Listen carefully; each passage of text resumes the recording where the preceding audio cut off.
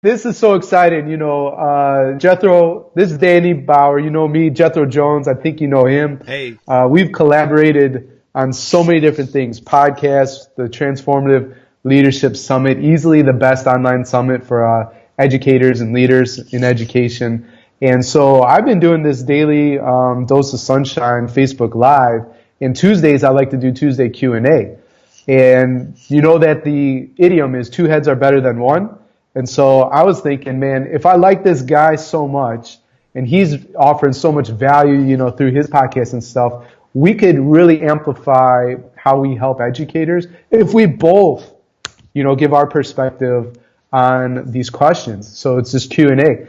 The other thing I want to say too, because this show will continue to grow, whatever it looks like. But the next iteration, uh, you can Skype in with us. You who's watching this show right now live. Yeah, that's right. So we got mind blown, Jethro. We have to figure out like how we do that from a marketing and reaching out perspective. But to schedule that with different folks around the world, we're literally just connected right now on Skype. The back end of it, actually, let me just show you. Can I do that real quick, Jethro? And then we'll yeah, hop into the question. it might get kind of crazy though. So just Oh yeah, be, because we're both doing it. Never mind, never mind. So both of us invested in this tool, Ecamm Live, and so we can share our screen, which we won't do now because we're both broadcasting. We can have stuff show up like, look at this, bing, bing. Like you should join one of our masterminds. We both have masterminds. We both love to serve school leaders, and so there's two links for you there: transformativeprincipal.org/mastermind. Dan, what? Just got to school. 2 hour delay. Good to see you, man. Sorry about the delay. And then betterleadersbetterschools.com/mastermind. That's two places where you can take your PLN, put it up in steroids. I mean, we are here to serve you and absolutely help out. So, yeah, we could show our screen, all this kind of stuff. But that gets back to the original question. Listen, I know I go all over the place with my stories, but I always come around. The point is, we can Skype with a number of people. We can bring you onto the show live. So right now there's a Google form in the description of the video and you could submit your questions. We're going to answer them. Or you could hop on and come on this show with us absolutely at the same time live and help out a bunch of people. So just want to welcome everybody here, especially Dan. You got an awesome podcast. Share the link to your show in the comments, Dan, so more people can see it. But Jethro, anything you want to say before I lob up that first question that we got? well, I'm just excited to be here, excited to be collaborating with you again. Every time you and I talk, I feel like I am a better person for it, and so I'm just excited. And I know you're getting serious when you put your glasses on. So I'm getting so freaking let's serious right get now. into this, man. Let's do it. All right, let's do it. So this question comes from David Domena or Domina. So sorry if I pronounce your name wrong. He's a third grade teacher, so awesome. Hope you're reading Kids Deserve It. Great book to get you pumped up as an educator. Palm Elementary, Beaumont, California, which is probably a lot warmer than where Dan is right now, Dan Kranitz. And his question is this, Jethro. For a campus in transition and seeking to rebrand to attract more students, should the focus be revamped curriculum or establishing a stronger culture through elevated staff expectations? That I think that's a great question, and it's also a challenging question because how do you know which one is going to have the more impact? So for me, Right. I answered this question with one of my mastermind members just last week, who's transitioning to a new school. What? Yeah, it's perfect timing because he wanted to know what he should be focusing his time on. And so the real way to answer this question is to go through a coaching process and learn more Yeah. about your school and find out what it is that you actually need and then figure out what your real priority should be. Now, it's easier said than done, but let me just tell you real quick my perspective on that. Number one, you got to make sure you know what your goal, what your vision is. If you're not clear on your vision for your school, there is no way that you're going to actually be successful in implementing it. So first, you've got to get clear on what your vision is. Once you're clear, you've got to find the actions that you need to take every single day that's going to make it easier for you to achieve that vision. And if you're not able to have that vision, or you're not able to figure out the actions that you're going to take, you're going to be just like every other school. And it's really important to get clear on those things first. What do you think about that, Danny? Yeah. Yeah, I mean, it's absolutely, definitely in line with something that I would share. You know that, I'm sure I work with school leaders. I'm also doing small business coaching, and the similarities within both groups, everything's rooted in vision, mission, and values, right? So it has to start there. And that, I mean, really tells you where you're going, right? How we behave, what we want to be known for, even things that we're willing to be punished for, right? Because if this is a core value, and let me give you an example. Like Southwest, you've heard their stories of how they really want to have a fun culture. Well, sometimes that rubs people the wrong way, because if you've been on a Southwest flight, when they take off, they tell jokes, right? Like the snacks that normally get pushed down a cart, and hey, you want these like really terrible snacks for $10 or whatever. Like that's every other airline. That's not how Southwest does it. Like you are flying, and the airplane is in this position at this angle, and they just throw snacks or slide them down the aisles, right? Or they talk about, like you got your life jacket, and why are you even listening? Because if the plane's going down, we're dead anyways, right? That's funny. They want to have a fun culture. And so the story that I remember here is that somebody got mad. They wrote a letter of complaint to the CEO. And so the CEO had a number of ways he could respond. Most CEOs would be worried about keeping that client, right, that customer, and keeping the revenue and making sure that they continued flying. But the core value of being fun and doing things differently, that sets Southwest apart. So he wrote just a very simple letter back to the person complaining, and he said, "You will be missed," right? And that's an example of where you are willing to get beat up and potentially, hurt in a sense because of your core values. The deeper lesson there that I want to pull apart for the viewers is, and Dan, thanks so much for submitting this question, but I don't know that it's revamped curriculum. It is kind of stronger culture through elevated staff expectations. But I want to answer the question by asking a question. And what makes you different, right, at your school? And let me pull that up again so I remember where you're at. In Beaumont, California, Palm Elementary. So what makes Palm Elementary different, right?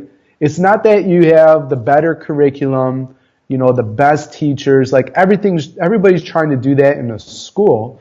But how do you serve the students in a different way, where people can't get that no matter where they look anywhere else but Palm Elementary? So that's what you have to really answer. So in terms of this rebranding and the campus transition, that's going to draw people there. It's also going to push people away, and that's okay, because you want to attract the right type of student, parent, and community member that wants to plug into what you're all about. So to me, it's like, how are you different? Yeah, I think that's a great perspective and good point to add. One of the things that my superintendent has been preaching to us for the last little bit is that whether you are a charter school or private school or public school, every school is now a school of choice. And that's how we have to look at it. So what you were just saying about attracting the right kind of people, that is exactly the case. And that's something that I've done at my school right now. Is we've been very clear about where we're going and what we're doing. And so we're focusing on a personalized learning approach to students, making sure that every student gets what they need when they need it. And by setting that up and having that as the vision, here's what's really cool, Danny, is that vision being out there allows people to know where we're heading in the future, so that when they start doing things, they're like, does this align with what the plan is or not? And if it doesn't align, people aren't very likely to do it because they know that it's not really going to stick around. So one of our things is we're going to have a flexible learning block. So when the time came for us to figure out how we were doing our advisory period and why that wasn't working, we changed it to be a flexible learning block because that's where we were heading. But if we didn't have that vision, we would have been talking about all these different things. But anything that didn't align with having a flexible learning block, we just didn't talk about because it wasn't worth it. Mm. Yeah, so it gives you those boundaries, right? Like the boundaries of the playground, and it gives you a sense of like how to say yes and how to say no. A lot of people struggle with the ability to say no, but if you have that clearly defined vision, mission, values, a lot of times you already have your decision made. Speaking of that, and it's sort of like another level of what we're talking about, but whenever you can make decisions ahead of time, and be proactive, then you really have a lot more power, right? And so I have a friend, she's won Principal of the Year of her respective state. She's starting to write books that has two coming out in 2018. Just an incredible leader, but I'm going to keep her anonymous. You might know who I'm talking about, but I'm not going Oh, to name I her. know who you're But talking about. but the cool thing is, she sat down with her husband, and they made decisions ahead of 2018 just got started, but how many speaking opportunities, conferences, and workshops she can attend or potentially facilitate and lead. And I just so applaud that because right out the gate, like she has control and now she has freedom in her life by making the decisions today. Like I'll do these 3 conferences or I'll do up to whatever, and then the rest are no. Plus, it also makes you be really, it makes you be very, very clear on what you say yes to. Because if you know you only can do 3 workshops, right, and workshop 1 comes your way, does it completely excite you? A lot of times people say, if it's not a hell yes, the answer is no, right? So does it light you up inside, make those decisions ahead of time? And a lot of freedom, I think, and clarity follows. So, Jethro, I know you sent your tribe out a question that you were excited about discussing on the show today. So, can you share that question, and then let's dig into it. Yeah, well, the question that I get a lot because I've been really intentional about it this year is that I only check my email one time a day for about 30 minutes. And if you've been to principal meetings or at principal conferences, you see principals who are on their email, they live in it, right? And I Mm. decided that I did not want that to be me and I wanted to be more in control. And so my um, my approach to that is to only be in my email 30 minutes every day, and that's it. So, Yeah. what do you think about that, Danny? And how do you make that happen? Well, you're so important, Jethro. How can you, as a leader, just give email 30 minutes a day and still have a job? I want to turn it around on you. Of course, I'm playing tongue in cheek, right? I completely agree with it, and I want to expand on it. But what's your approach in terms of just 30 minutes a day? So, really, for me, it comes down to just scheduling that and making sure that that's actually happening at a specific time each day. It's always in the afternoon, so it's not the first thing that I do. And a lot of people are like, "Man, that's what I do," because for a lot of people, the email determines their priorities for the day. And I want to be much more intentional in that. Hmm. So I make sure that I don't Yes. even get into email until after lunch. So for me, the most important thing for me to do is be coaching my teachers, and I do that in the morning before lunch. And then most days I go down to the lunchroom and hang out with the kids during lunchtime because that's the best time to hang out with them. And then I check my email. So I schedule it in the afternoon. That's step number 1.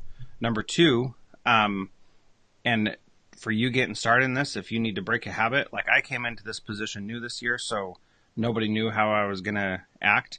And so I just said, well, email is going to be in the afternoon from now on, and that's all there is to it. And so now people quickly learn that that's how I do things. So people will ask me in the morning, like, hey, did you get the email I sent? And my response is always, no, I don't check my email till the afternoon. I only do my email once a day. And by telling people that all the time, then they know what to start expecting. So they know if it's an emergency, they better contact me before that in a different way.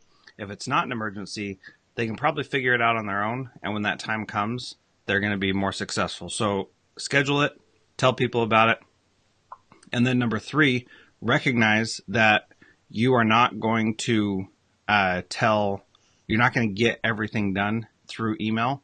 A lot of things need Right. face-to-face conversations, and that's where that idea of coaching my teachers in the morning, if teachers know I'm going to be out in the building talking to them every morning, they're going to know that they will probably see me and they can then interact with me that way if they really need something. So that for me has Yes. been the three keys to doing it. Number one, schedule it. Number two, tell people that's what I do.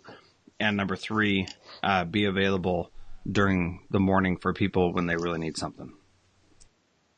The cool thing about what you said, Jethro, is like, as you communicate that clearly and consistently, and people start to get into the rhythm of what that's like, then they realize, okay, I need to figure out a different way. And just like the quote unquote fires that are always popping up for school leaders around the globe, when you give people space to figure stuff out, like, okay, I can't just send this email to Jethro and expect a response, then they figure out another way to communicate, and probably a way that's more effective. I've heard myself, if your message doesn't fit on one screen of your cell phone, it's too long, and it requires a face-to-face conversation.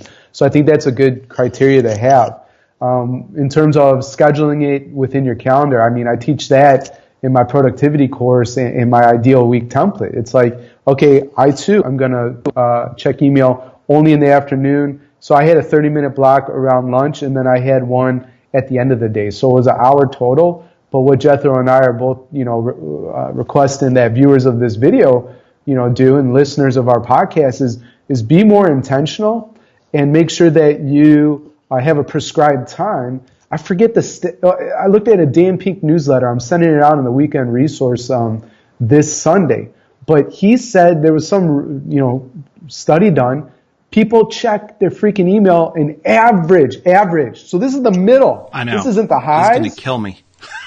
And this isn't you and me, which is on the low end, right? But the average, why don't you guess? I'm just curious. At how many times they check their email? Yeah. Like probably 20 times a day, at least. 78. 78? You got to be kidding me. Yeah. I'm not. And then, that's awful. You get into the productivity stuff, and all these interruptions. On average, I think they say when you're doing deep and meaningful work, it takes at least 15 minutes to get back to where you left off before you were interrupted. And so, Vicky, you were an amazing student. Somebody just said, loved you as a teacher. I look back and wish I appreciated you more. Listen, you were amazing. So I just want you to know, Vicky, you were awesome when you were a student. I definitely loved you very much, even if it seemed sometimes I was getting frustrated. Overall, you're amazing, and I bet you're doing amazing stuff right now. So thanks for leaving that comment. But getting back to the interruption, 15 minutes to get back, right? Multiply that out over a day and a year, and then a lifetime, a career of how much meaningful work you could produce. I think another study said that a third of every worker's day is lost to interruption and then getting back. So you're showing up to work, you're punching in, punching out. Hopefully not, because I think that's a stupid rule to have anyways. I could go on that forever. Yeah, no but kidding. the fact that you're only there producing work for 2/3 of the time is crazy. Last point I want to make is you're a big fan. I think, Jethro, you told me about The One Thing, that book. Yep. And so I put a link in the comment of this live video if you want to check out that book. I'm loving it right now. Jethro recommended to me. All these other people have recommended to me, and so I'm like, okay, I'm listening, universe. I need to check out this book. So go ahead. Let me just comment on that real quick, because the one thing is really the thing that's been driving that effectively for me. I've thought for a long time I needed to not be in my email all the time, but it wasn't until I actually got clear on my vision and the actions I needed to take each day to meet that vision that I was able to turn off the email and not be on it all the time. So in the absence of a vision, then you're going to go to your email to figure out what you need to do each day. Like now. Such a good point. I'm doing some snaps on Skype. Now I know that what I need to be doing is something different. And that is really important because, like yesterday, I didn't get to my email because I had other things I needed to get done. I didn't get to my email till the very end of the day after all the kids had left. That was the first chance that I had. And all the other work I was doing was so much more important. And there was nothing in my email that I needed to respond to before the end of the day. Mm-hmm. Not a single thing. But I couldn't have done that if I wasn't clear on what my one thing is. Absolutely. And so just to reiterate this point to everybody watching the video right now, and I don't care, if you're a college student, if you're a high school student, if you're a CEO of a Fortune 500 company, you if you match up to that 78 times checking email a day, to me, that's just indicative of a deeper root problem, which is a lack of clarity and vision of what the most meaningful work is that needs to be done, and then having that intentionally scheduled, in your calendar.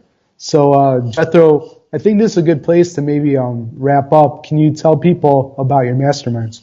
Well, one of the things we're doing in our mastermind right now is we read the one thing together, and now the next thing that we're doing is going through that process and identifying our vision, setting goals, making plans to actually make it work. So every week we meet and discuss exactly what we're doing and how we can be the kind of principals that we really want to be.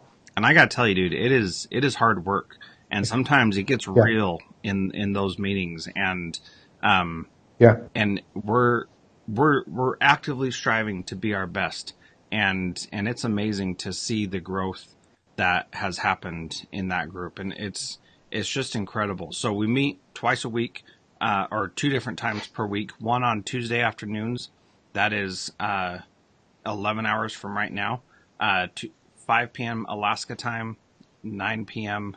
Eastern time, and then on Thursday morning, 6 a.m. Alaska time, 10 a.m. Eastern time. So that's that's when we meet, and love to have you.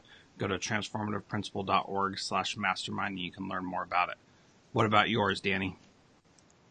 Yeah, so Jethro and I launched groups around the same time, and so I have a couple that you could choose from. I have a Tuesday night group that's at 6:30 p.m. Central Time, and then I have three groups on Wednesday you could plug into: Wednesday 4 p.m., 5:15 p.m., or 6:30 p.m. Central Time. And I think both of ours run weekly for an hour. We meet on Zoom. It's a virtual, video conferencing thing, and I've seen the same type of transformation. And you could check out both of ours, transformativeprincipal.org/mastermind, betterleadersbetterschools.com/mastermind. And I think I want to end with 2 points for myself, and then if you have anything left to say, and then we'll shut it down. But I'm obsessed with this quote. I share it all the time. You probably have heard it before, but everybody wins when a leader gets better. So if you're a school leader, right, your community is depending on you to get better. And if you're not growing, you're stagnant, or you're atrophying, and you're dying, honestly. And I think Jethro would agree, but we're trying to take principles. If you're a wobbly principal, we're just trying to get you to stable. If you're stable to successful, and if you're successful, we're trying to get you to this pinnacle that's called significant. And that's when you're really living out legacy and leaving a legacy. The second point that I want to make to wrap up is, and this is powerful right here, what I'm about to share, and you need to pay attention. Oh, Justin Bader! What? He's watching. Oh man, guys, stop listening to what we have to say. Go check out Justin Bader at the Principal Center. He's like our guru. We're not worthy. We're not worthy. Justin, you're awesome. We're not worthy. The last point I want to make, and I'm going to punch you in the mouth, leaders, right now, is that you can collaborate and you could work better and serve people far better when you're a team than when you're competing. Jethro and I, we're running this. We're both trying to serve school leaders. We have a vision for what we want to accomplish. I'm doing this time, so this is one stream. I have 3 streams of revenue, okay? But this is one of them, so it is a business. And there's value that we offer. And for Jethro, this is some side income that he makes. We could try to, spit on each other's reputations. We could not share. We could, do all these different sorts of things. But why? What's the point? We are so much stronger when we work together, honestly. And there's more than enough school leaders. Like, even if I wanted to serve every school leader, I couldn't serve them all. Jethro couldn't serve them all. Justin at the Principal Center, he couldn't serve them all either. And so we're all just, he is serving a lot. That's right. But different personalities, figure out your fit. We mentioned the Principal Center. There's transformativeprincipal.org/mastermind, betterleadersbetterschools.com/MM for mastermind. We're here for you. And going back to that quote, everybody wins when a leader gets better. So just to reflect on, what are you doing to get better right now? Yeah. Any last words, Jethro, before we you sign? Yeah, absolutely. So Trisha just commented that interruptions make it so hard to stay focused on meaningful work. That is so true. And it is so difficult to do that meaningful work. And when you have accountability through the mastermind, every single week you know you're going to have to tell people whether or not you're meeting your goals. That creates a powerful incentive for you to stay focused and do the Mm-hmm. things that you need to do. And I've seen so much growth in the members of my mastermind through doing that. It's just incredible. So thanks for this Absolutely. opportunity, Danny. I appreciate it. Yeah, for sure. Cool. Well, I hope you all enjoyed this video. And if you got any value at all at this video, watching it, there's 4 ways you can help Jethro and I out. First of all, like it a lot, okay? Share it. Justin, I'm talking to you specifically. Share, share the video if you got any value from it. Click subscribe or follow, and then please leave a comment too. So I think the question of the day, a good one might be, what are you doing to get better as a leader? So if everybody wins when a leader gets better, what are you doing to get better? Leave your answer in the comments, and Jethro and I will get back to you. So we love you all. Hope you have a great day. Jethro, thanks for joining me. Thank you. It's been awesome. You guys rock. Thanks everybody for watching. Definitely. Bye bye for now.